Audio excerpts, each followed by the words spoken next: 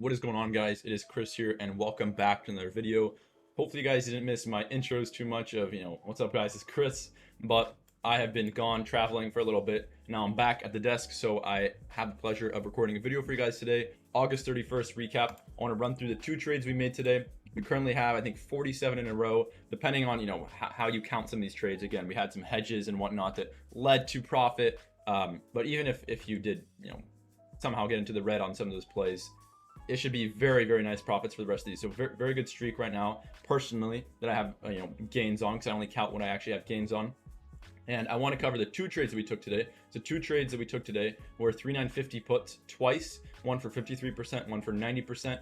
Somewhat quick. The first one was pretty quick, but the second one's a very easy trade to catch, and I'm going to explain both of these right here. So the 1 minute chart is what I was looking at this morning, and I didn't trade the initial very big range open. But what I did trade was the extension off of this big push to the downside after that push to the upside in the very early morning. Now, what we're looking for here is an extension off of these red candles. So we have our very, very large knives to the downside and through here. We have a 4015 all the way down to 3995 here. So a 20-point drop. And we're looking for extension off of this. So now we see choppy downside. Once we start to see this action in through here, I'm either expecting a liquidity grab or simple continuation with chop to the downside, which we do see here. This will burn premium, unfortunately. So this will burn premium. If you're using futures to trade, it's obviously a very viable option.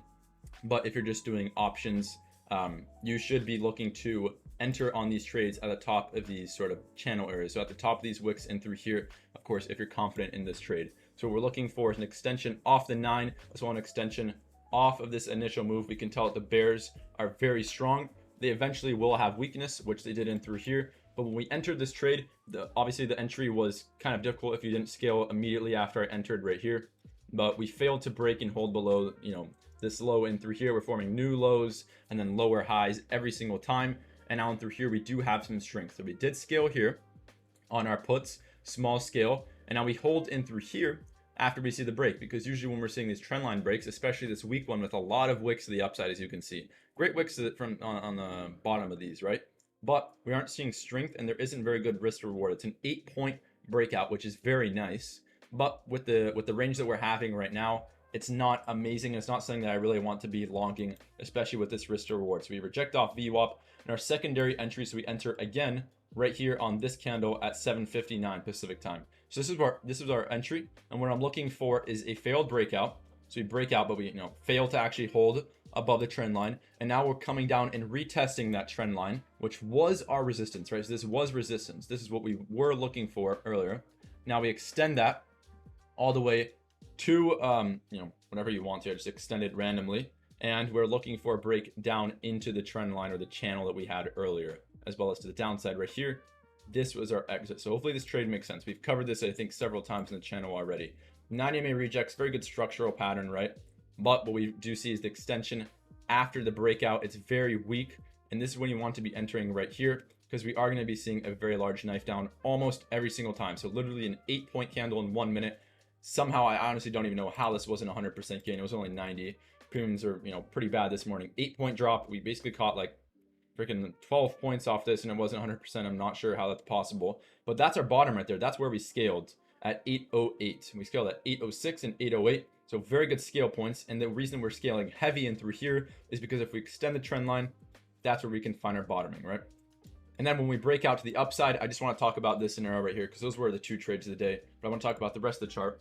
When we do break to the upside here, this again serves as a perfect entry. So once you start seeing extension, I don't like to just blindly really buy unless I'm very confident in a position. I want to see an extension off of a certain point. So like right here, a VWAP extension, that is confirming my bearish thesis, right? I am believing we're going to go to the downside now. This is confirming my bearish thesis. Now, and through here, when we wick and we're starting to break these highs and hold a 90 MA, I can either enter on the 90 MA right here and ride it back up, or just enter off of this extension in through here. Maybe not an ideal entry at the top of this wick, but as you can see, it continues to the upside. So that's why you can extend your trend lines and find great bottoms and great tops. So hopefully that helps you guys on those trend lines. Now for the rest of the day, I do want to cover the last, I think 3 trend lines that we had. No more trades. If you guys don't want to, stick around for the rest of the video, you don't have to, but this is very educational based for the rest of the video here.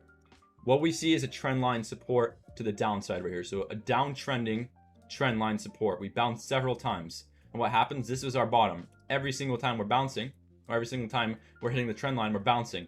And after the break, this forms as the bottom. Look what happens last time. We break, and that serves as the bottom. You can see there's like this obvious gap where we're not even testing the trend line in through here. Same through here. So we're knifing as well here and knifing as well here. It's the same freaking pattern. Happens almost every single, downtrending day or range day. You're going to be seeing this sort of pattern, especially with this huge range day from 4,000 to 3,965. That's literally 35 points in, an hour and a half right here. So a great range day. And then for the trend line resistance to the top right here, this is what we're seeing. We break out. This is actually a very solid breakout if you ask me, but the sellers just came in complete control again. This is where you enter. You see the extension, or you're just close enough to that trend line where you can enter. So right here, this would be my entry, probably off of this candle right here. After we just rejected off the 9 EMA, a little bit of strength in through here. Nice green candle. Boom, the sellers come in once again, and that's our bottom in through here. Just 2 points off of the trend line right there, and then our actual bottom is on the trend line before a nice move to the upside of about 11 points. And then what happens is we form another support, another resistance. So if we don't have this trend line yet, we draw this out, we have obvious resistance, and look what this causes. This actually helps us with two bottoms, right? The close as well as after hours here. So what we see is the trend line resistance rejects 3 times. Here we have an amazing breakout. This is the best breakout of the day. But look what happens. This is the gap I talked about earlier. Gap here, and here's our third gap. Did the same pattern just on larger time frames every single time. And our bottom was right in through here. Yes, a little bit of a break, but if you're really looking at this, it's not going to be perfectly cut in stone every single time. Very nice bounce right there.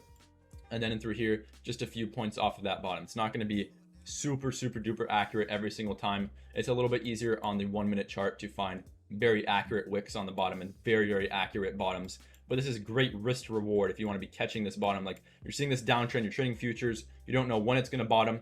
The risk to reward is there if you want to be buying or longing on futures in through there.